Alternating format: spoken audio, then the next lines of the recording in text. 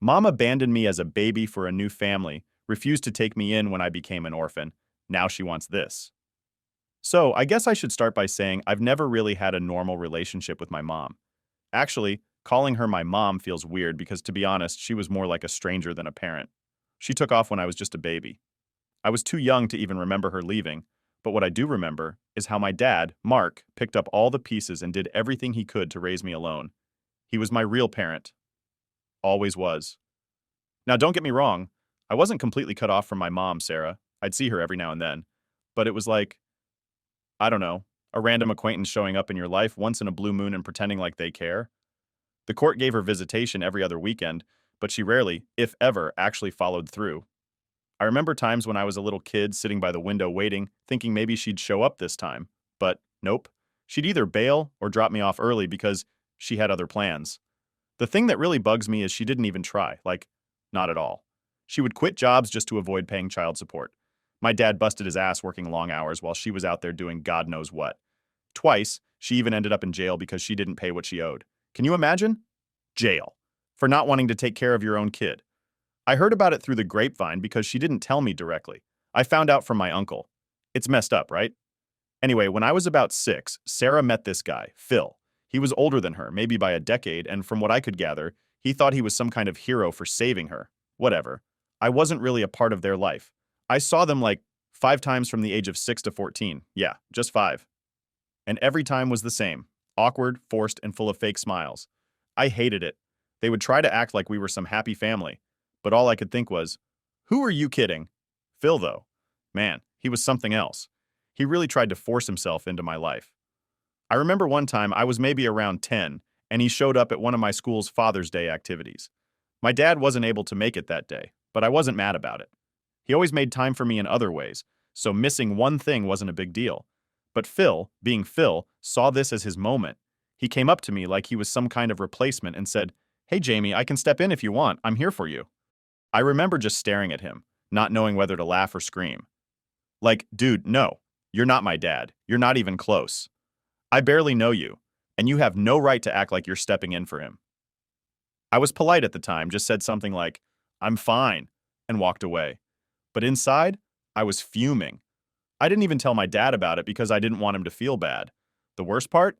Phil would try to make it seem like I was the one missing out. He'd drop these little comments like, "If only your dad had done more for you, maybe you wouldn't feel so distant."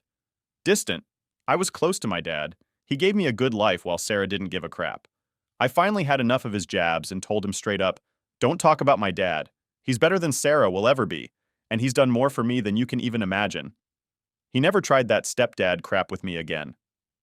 The only consistent thing about Sarah and Phil was their absence. They had their own family. They had 3 kids together, and I didn't even know their names until much later. I wasn't invited to family gatherings, birthdays, or any of that stuff. It's like they just erased me from their lives as soon as they had their new family. Losing my dad when I was 14 was one of the hardest things I've ever gone through. I mean, it felt like my entire world fell apart overnight. One minute, we're making dinner plans and talking about me starting high school, and the next, he's just gone. A heart attack, just like that. No warning, no nothing. I didn't even get to say goodbye. I remember the day so clearly. The phone call, the panic, the moment when everything froze. My uncles, Pete and Rob, came over right away, but it was like I couldn't hear anything anyone was saying. Everything just became noise. I felt numb, like someone had just ripped my life in half, and I was left with the jagged edges. After the funeral, things moved fast. Faster than I was ready for, to be honest. The house where I grew up, the one my dad worked so hard to keep for us, had to be sold. I didn't have much say in it. It wasn't like I had anywhere else to go. My uncles offered to take me in right away, which I'll always be grateful for. They didn't hesitate. Pete and Rob had always been more like older brothers to me than just uncles, so I knew I'd be safe with them. Still, it felt like I was leaving behind everything I had left of my dad. Now here's the part where my mom and Phil show up again. Surprise, surprise, right? It had been years since I'd seen either of them, and all of a sudden, after my dad's death, they're acting like they care, like they're gonna swoop in and be the heroes. Sarah didn't even come to the funeral, not because she was too devastated to show up. Nope, she didn't have time. Can you believe that? No time to bury the man who took care of her kid when she couldn't be bothered. But Phil? Oh, he showed up. Of course he did. The funeral was over, and I was sitting with my uncles trying to process everything when Phil walked over to me. I remember looking up at him thinking, "What the hell do you want?"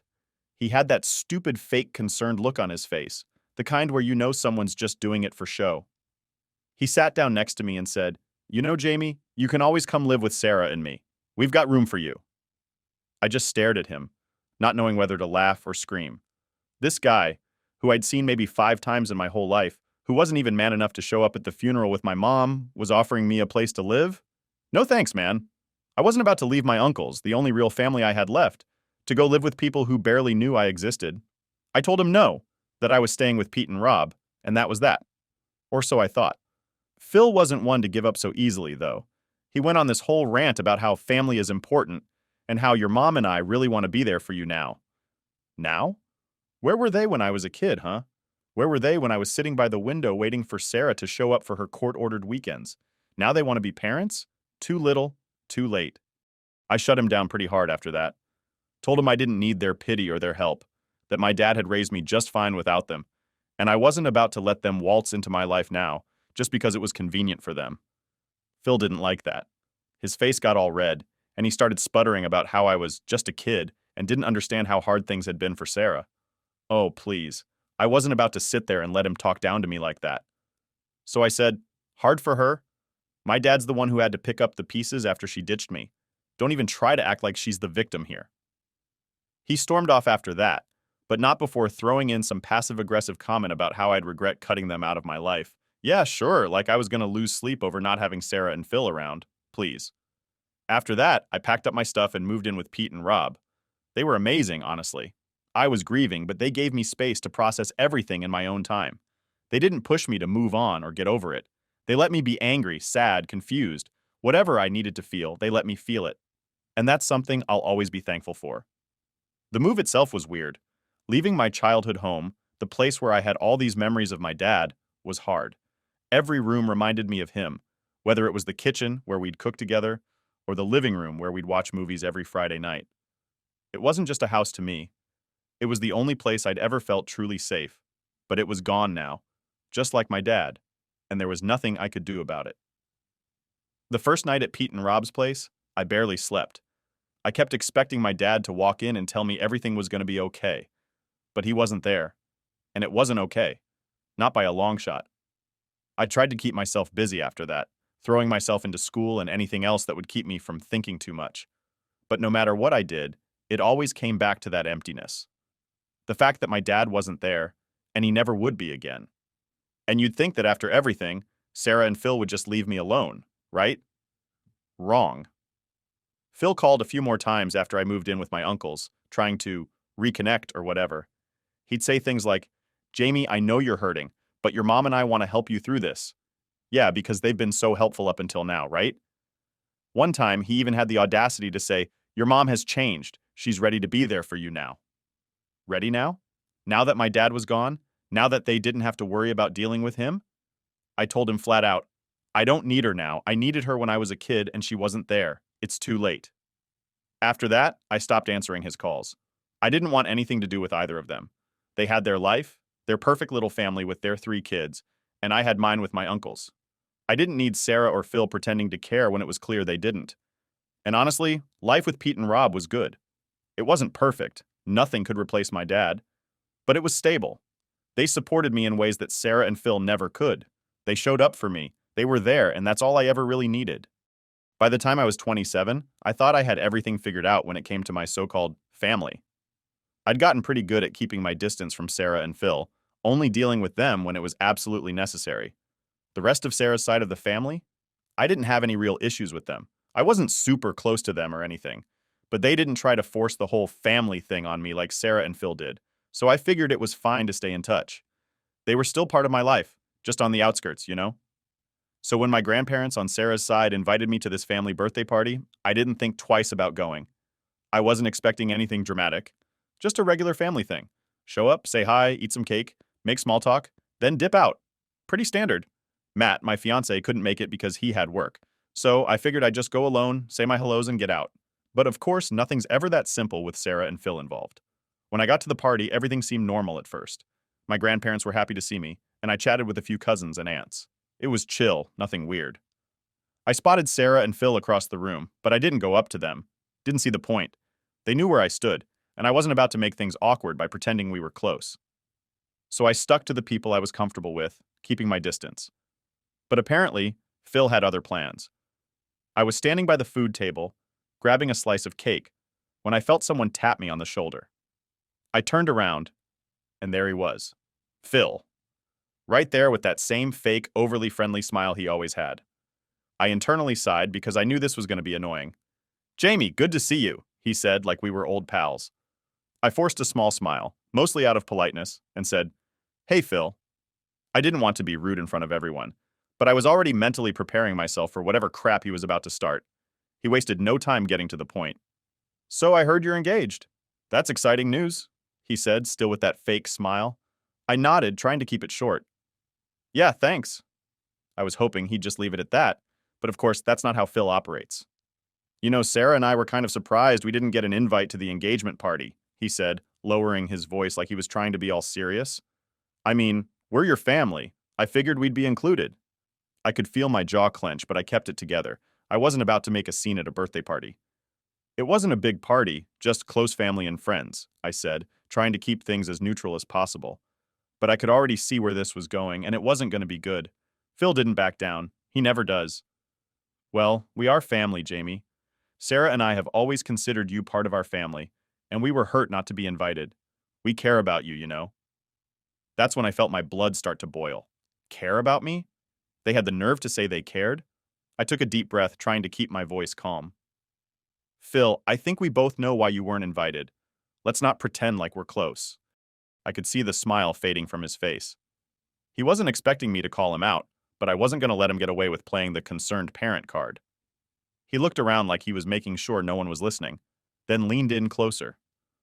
"Look, Jamie, I've always tried to be there for you, and I think it's time we move past whatever issues we've had.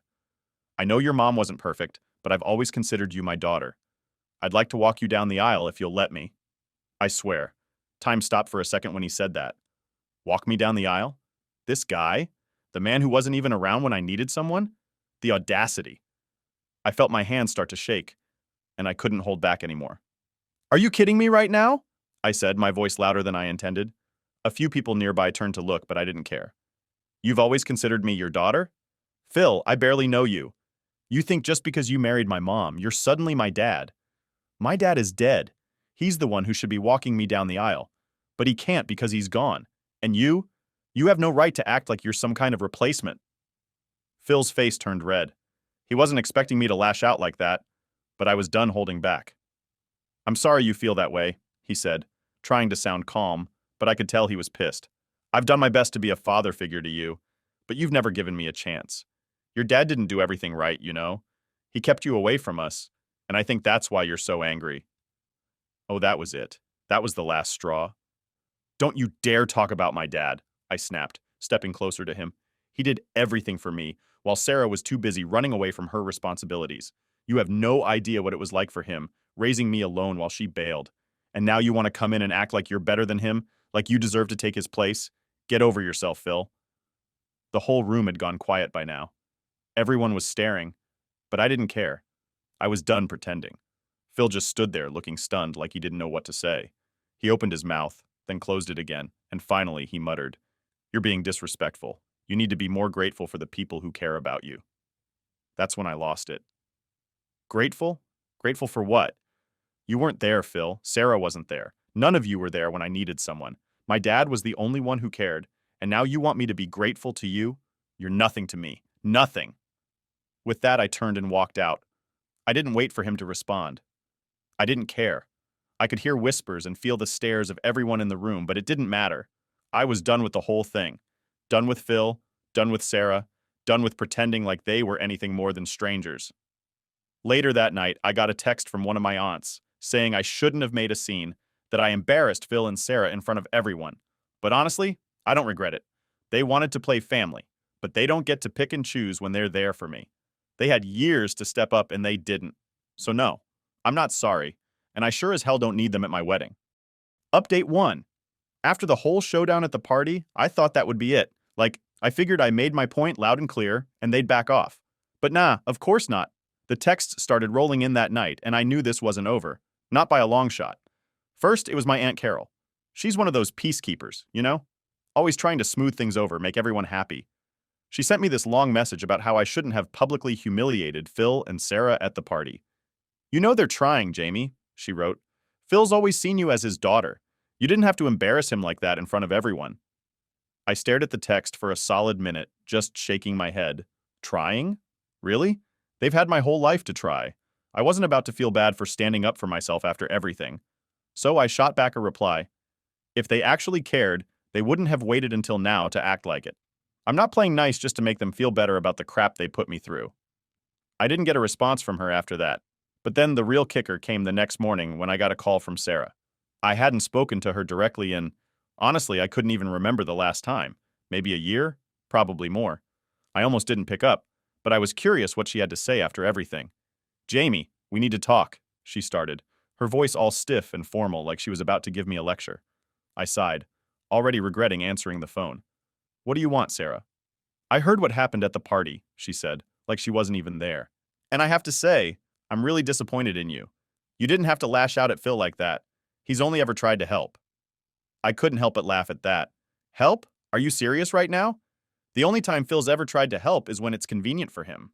He thinks just because he married you, he can waltz into my life and pretend to be my dad. He's not, and he never will be. She went quiet for a second, and I could tell she didn't like being called out. But then she did what she always does, shifted the blame. You know, this attitude of yours isn't going to get you anywhere. You can't keep holding on to the past forever, Jamie. Your father isn't here anymore.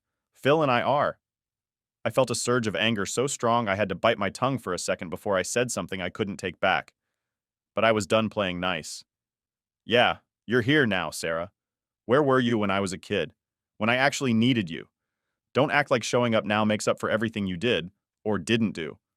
She sighed, that kind of annoyed sigh she used to do when I was a kid, like I was being difficult for no reason. I know I made mistakes, Jamie, but it wasn't easy for me either. I did the best I could. The best you could? I cut her off. The best you could do was leave me with Dad and barely show up for your weekends? You didn't even try. You weren't there, Sarah, so don't stand there and tell me you did your best. There was another long pause, and I could hear her struggling to find something to say. Finally, she went with, I'm your mother, Jamie. You don't get to talk to me like this. I couldn't help it. I laughed again, but this time it wasn't because it was funny. It was just ridiculous. You're my mother? Really? You think that title means something just because you gave birth to me? You lost the right to that a long time ago. You weren't a mother then, and you're not one now. That must have hit a nerve because her voice got all sharp and defensive. You need to stop living in the past. You're going to regret cutting us out of your life, Jamie. Phil's only ever wanted to help you, and you're throwing it back in his face. At that point, I was done. Done with the guilt trips, done with her excuses, done with her trying to make me the bad guy. No, Sarah, the only thing I regret is wasting my time thinking you'd ever care. Don't call me again. And with that, I hung up. I sat there for a few minutes, just staring at my phone, trying to process everything. Part of me was pissed. Pissed that she still didn't get it, pissed that she was trying to make me feel like the villain in this whole thing. But another part of me, I felt free. Like a weight I'd been carrying for years had finally been lifted. I didn't owe them anything. Not my time, not my forgiveness, nothing. But of course, it didn't stop there. Later that day, my cousin Brianna called. She's closer to my age, and we'd always gotten along fine, so I figured maybe this call would be different. But nope. Jamie, I heard what happened. Are you okay? She started. It seemed genuine enough, so I let my guard down a little. Yeah, I'm fine. It's just, they don't get it. They never will. Brianna sighed, and I could already tell where this was going. I get that you're upset, but don't you think you were a little harsh? Phil's been trying, and Sarah, well, she's still your mom, you know? I groaned. Not you too, Brianna. I don't want to hear it. They didn't try. They didn't show up for me when it mattered, and now they think they can just waltz back in and play family. It doesn't work like that. I know, she said, trying to sound understanding. But they're still family. Maybe you could just, I don't know, meet them halfway? I could feel my patience wearing thin. Meet them halfway? How about they meet me halfway for once in their lives? I'm done bending over backward to make them feel better about what they did. Brianna went quiet, and after a few awkward seconds, she just said, Okay, I get it. I'm sorry if I overstepped. I didn't want to be mad at her. It wasn't her fault. But I was tired of everyone making excuses for Sarah and Phil. Tired of people acting like I was the one who needed to fix things when they were the ones who broke it. That night, I sat down with Matt and told him everything that had happened. He listened, like he always does, and just said, "You don't owe them anything, Jamie. You've done more than enough. It's okay to let go." And that's when I realized he was right. I didn't need to keep carrying this weight anymore. I didn't need their validation, their approval, or their version of family. I had my own life now, my own future to build with people who actually cared about me. So I blocked Sarah and Phil's numbers. And for the first time in a long time, I felt like I could finally breathe. Update 2. I thought that after blocking Sarah and Phil, things would calm down, that I'd get some peace and they'd finally get the hint. But of course they didn't. I should have known better. Instead, they took things up a notch. I wasn't answering their calls or texts, so Phil decided the next best thing was to show up at my apartment. Yeah, you read that right. The guy literally showed up at my front door, unannounced, like we were close or something. It was a Saturday afternoon and I was just hanging out, trying to enjoy a quiet weekend. Matt was out running errands, and I was catching up on some stuff at home. I heard a knock at the door and I wasn't expecting anyone, so I figured it was probably just a package or a neighbor. But when I opened the door, there was Phil, standing there like he belonged. I stared at him, speechless for a second. "What are you doing here?" I finally asked, not even trying to hide the irritation in my voice. "We need to talk," he said, all serious, like this was some kind of intervention or something. "You've been ignoring us, and that's not fair. We deserve a chance to explain ourselves." I crossed my arms, blocking the doorway. "I've heard all your excuses, Phil. There's nothing left to explain." He looked frustrated, like he couldn't believe I wasn't just letting him in. "Jamie, this has gone on long enough. Your mom and I want to fix this. We're your family, and you're shutting us out." I laughed. Not because it was funny, but because it was just so typical of him. "Family? You don't get to show up now and act like you've been family all these years. Where were you when I was growing up? Where was Sarah? You can't just ignore someone for half their life and then show up when it's convenient." Phil stepped forward, trying to inch his way into the apartment. But I wasn't budging. "We didn't ignore you. Your dad—" "Don't!" I cut him off, my voice sharp. "Don't you dare bring my dad into this. He was there for me every single day while Sarah bailed on me. You've got no right to speak about him." I could see his face getting red, and I knew I hit a nerve. But I didn't care. I was done holding back. "I'm just saying," he started, clearly trying to keep his cool. "Your dad didn't make things easy for us. He never let us get close to you." I felt my blood boil at that. "Are you kidding me? My dad didn't make things hard. Sarah didn't even try. And you? You're just as bad. You showed up a handful of times and acted like you were doing me a favor.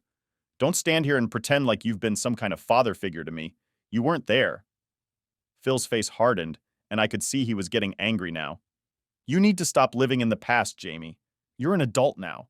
You can't keep blaming your mom and me for what happened years ago." "Oh, trust me, I'm not living in the past," I shot back. "But I'm not about to pretend like you and Sarah have changed just because you're suddenly interested in playing happy families. You can't rewrite history to make yourselves feel better." Phil let out a frustrated sigh and ran his hand through his hair. "We've been trying, Jamie. We've been trying to make things right. But you keep pushing us away. You're going to regret cutting us out like this." And there it was. The guilt trip. The same one Sarah tried to pull. It was like they'd rehearsed this or something. But I wasn't falling for it. "Regret?" I said, my voice dripping with sarcasm. "What exactly am I supposed to regret? Cutting out the people who weren't there when I needed them? Letting go of people who only show up when it suits them? No, Phil. The only thing I regret is letting you and Sarah back into my life at all." He just stood there, staring at me like I was some ungrateful kid who didn't appreciate what he was offering. "You're making a mistake," he said, his voice low and cold. "You're going to realize one day that you need us." I shook my head, completely done with this conversation. "No, Phil, I don't need you. I never did." And with that, I stepped back and slammed the door in his face. For a second, I just stood there, my heart pounding in my chest. I couldn't believe it had come to this, but at the same time, it felt like a huge weight had been lifted off my shoulders. For the first time in years, I felt like I was finally free of all the guilt, all the pressure, all the fake family nonsense that Sarah and Phil had been trying to push on me. Of course, it didn't end there. I heard him knock again, this time louder. "Jamie, open the door!" he called through the door, his voice angrier now. "We're not done!" But we were done. As far as I was concerned, we were more than done. I didn't even bother responding. I just walked away from the door and sat down on the couch, turning up the TV to drown out the sound of his knocking. After a few minutes, he finally gave up and left. Later that night, I got a message from Sarah. It was short and passive-aggressive, just like I expected. I heard what you did. You'll regret this. I didn't even bother replying. I deleted the message and blocked her number again, this time for good. When Matt came home and I told him what happened, he just shook his head. I can't believe they still don't get it, he said. You've been more than fair with them. Yeah, well, they're never going to get it, I said, and I'm done trying to make them understand. And that was it. That was the moment I realized I didn't owe them anything. Not my time, not my forgiveness, not even a conversation. They had years to be there for me, and they chose not to. So now I was choosing to live my life without them. And for the first time, I felt okay with that.